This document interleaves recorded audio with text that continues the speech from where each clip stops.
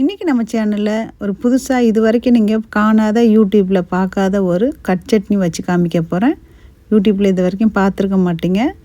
Welcome to இன்று என்ன சமையல். இன்றைக்கி நம்ம சேனலில் சன்ஃப்ளவர் சீடு வச்சு செம்ம டேஸ்ட்டான கட் சட்னி எப்படி வைக்கலான்னு பார்க்கலாம். மெயினாக ரைஸு எல்லாத்துக்குமே டேஸ்ட்டாக இருக்கும். தோசைக்கு இட்லி கூட நீங்கள் வச்சு சாப்பிட்லாம். அப்புறம் தயிர் சோறுக்கும் நீங்கள் வச்சு சாப்பிட்லாம். பழைய சோறுக்கும் ரொம்ப நல்லாயிருக்கும். கட்டாயம் ட்ரை பண்ணுங்கள். வாங்க இப்போ எப்படி செய்யலான்னு பார்க்கலாம். 50 கிராம் சன்ஃப்ளவர் சீடு,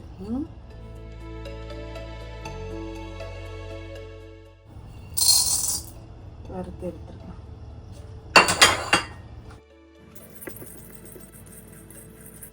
சிலிக்கான் ஆப்பை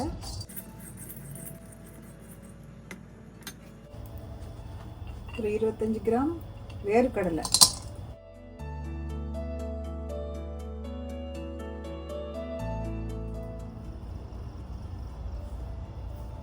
கொஞ்சம் கருவேப்பிலை, காஞ்ச மிளகாய் ஒரு 2-3 வச்சுருக்கேன். வறுக்கும் போது நல்லா மணக்குது. மணம் வரும்போது நமக்கு தெரியும் நல்லா வறுத்துட்டோன்னு. மீடியமில் வச்சுருக்கலாம், சும்மா ஸ்லோவில் வச்சுருக்காங்க. இது கூட 2 பல்லு பூண்டு, தோல் எடுத்தும் போடலாம், எடுக்காமே போடலாம்.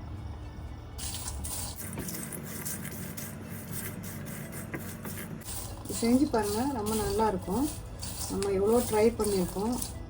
நான் சன்ஃப்ளவர் சீட்லாம் வச்சு நம்ம துவையிலோ இல்லைனா சட்னியோ பண்ணியிருக்க மாட்டோம். இன்றைக்கி நான் தோசைக்கு தான் சட்னி செய்ய போகிறேன். சிம்பிளாக இருக்கும், நான் டேஸ்ட் ரொம்ப நல்லாயிருக்கும்.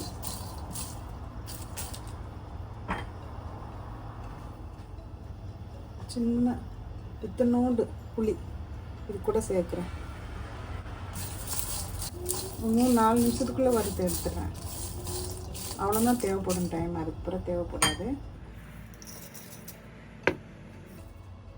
ஆறட்டும். 2 ஸ்பூன் எண்ணெய் சேர்த்துருக்கேன். 2 வெங்காயம்,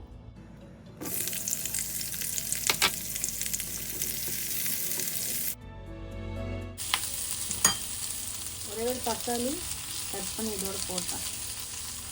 சின்னதாக கட் பண்ணி தான் போட்டேன்.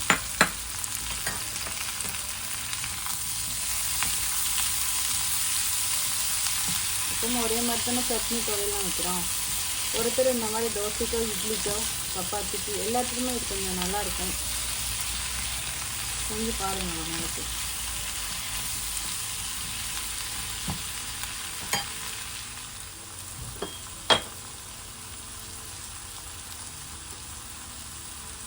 தேவையான அளவுக்கு உப்பு போட்டுக்கிறேன். ஒரு 1/2 டீஸ்பூன் போட்டேன்.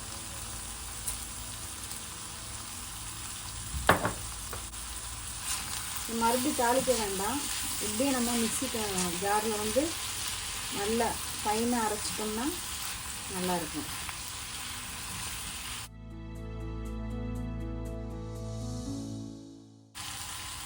நல்லா ஆறிடுச்சு.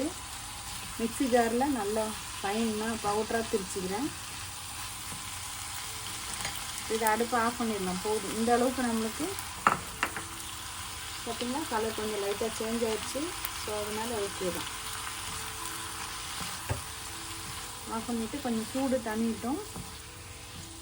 கொஞ்சம் சூடு போன அப்புறமா இதை நம்ம மறுபடியும் மிக்ஸி ஜாரில் போட்டு இது கூட சேர்த்து அரைச்சிடலாம். அரைச்சிட்டு நான் சட்னி ரெடி ஆகிடும். துவையலாகவும் சாப்பிட்டுக்கலாம், சட்னியாகவும். சட்னினா கொஞ்சம் தண்ணியாக வைக்கணும், துவையல்லாம் கொஞ்சம் கட்டியாக வச்சுக்கிற வேண்டியதுதான். நம்ம இஷ்டம்தான். ஜாரில் போட்டுக்கிறேன். நல்லா ஆறிட்டு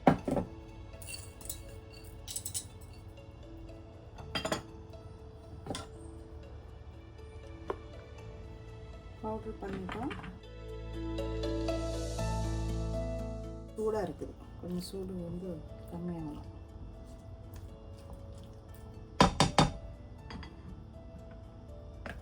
ஜாரு கீழே போட்டோன்னா மூடி உடஞ்சிட்டு.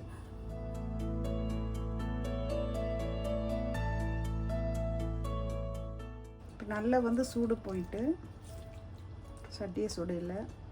எது இப்போ இருந்தால் பரவாயில்லை. இப்போ மிக்ஸி ஜாரில் போட்டு மையப்பூல அரைச்சிக்கிறேன்.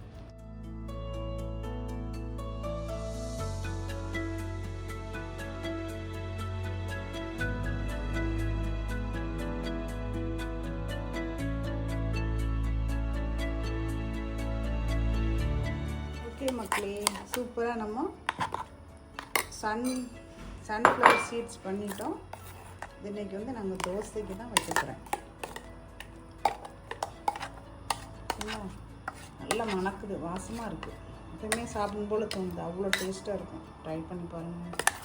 இன்றைக்கி ரொம்ப சிம்பிளாகவும் ரொம்ப வாசம் மணமாக நல்ல புளிப்பு நல்லா இனிச்சிக்கிட்டு புளிச்சிக்கிட்டும் சீடோடைய ஃப்ளேவரும் ரொம்ப நல்லாயிருக்கு.